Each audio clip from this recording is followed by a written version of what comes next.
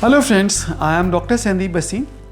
आज मैं आपसे बात करने जा रहा हूँ ऑटोइम्यून डिजीज़ क्या ट्रीटमेंट का एक अलग पद्धति, एक न्यू मेथड जो बहुत कम लोग जानते हैं। और ये मेथड बहुत सेफ़ है, इफ़ेक्टिव है और इसको इस्तेमाल किया जा सकता है। इसके साइड इफ़ेक्ट्स ना के बारे में मैं आपको बताता हूँ।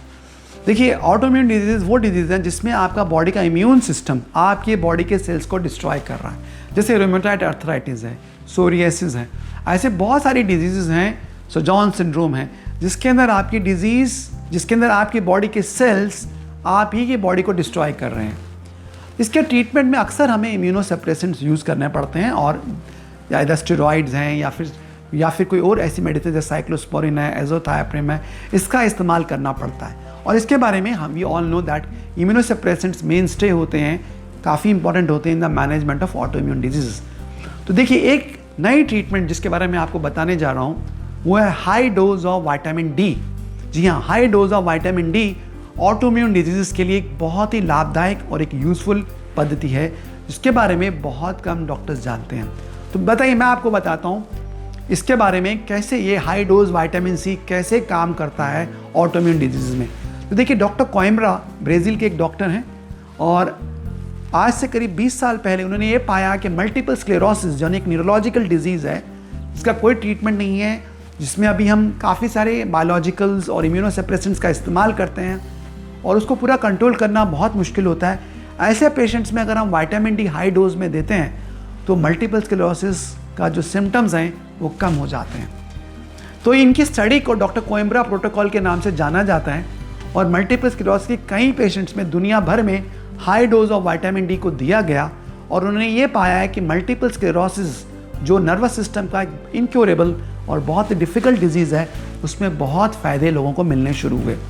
इस स्टडी के ऊपर लोगों ने पाया कि ऐसा क्यों, तो देखा गया है कि जब हम हाई डोज में विटामिन डी देते हैं तो विटामिन डी हाई डोजेज़ में इम्यून सिस्टम को रेगुलेट करता है। जो हाइपर इम्यून सिस्टम है उसको काम डाउन करता है और इम्यूनिटी को बैलेंस करता है। तो ये चीज़ हमारे देखने में आई, इन स्टडीज़ आई। इसी को देखते हुए हाई डोज विटामिन डी को फिर सोरियासिस में, रूमेटॉइड आर्थराइटिस में और अन्य ऑटोइम्यून डिजीज़ में भी इस्तेमाल किया गया। तो उन सब में भी इसके बहुत अच्छे परिणाम सामने आए। तो हम इस चीज़ को अभी in our Carewell medical centre, जिसको कोइम्ब्रा प्रोटोकॉल बोलते हैं, जो started using Coimbra protocol specially for conditions like psoriasis जो स्किन से रिलेटेड है। हम कोइम्ब्रा प्रोटोकॉल को यूज़ कर रहे हैं और जो लेना चाहें वो आ सकते हैं। इसमें कुछ बातें आपको समझना ज़रूरी है जब हम हाई डोज विटामिन डी इस्तेमाल करते हैं। हाई डोज विटामिन डी को आपको डॉक्टर की निगरानी में लेना चाहिए, अपने आप नहीं लेना चाहिए, क्योंकि उसके कॉम्प्लिकेशंस हो सकते हैं। समय समय पर विटामिन डी को चेक करना ज़रूरी है, पैराथायराइड हार्मोन से और आयनाइज्ड कैल्शियम के साथ कंबाइन करने से। अगर अंडर सुपरविजन लिया जाता है तो हाई डोज विटामिन सी बहुत ही उपयोगी, सेफ मेथड है ऑटोइम्यून डिजीज़ को कंट्रोल करने के लिए।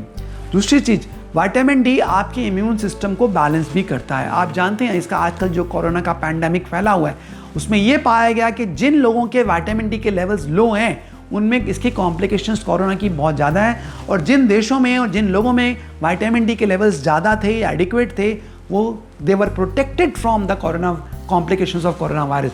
तो विटामिन डी आपके जो इम्यून सिस्टम को पूरा बैलेंस करके रखता है।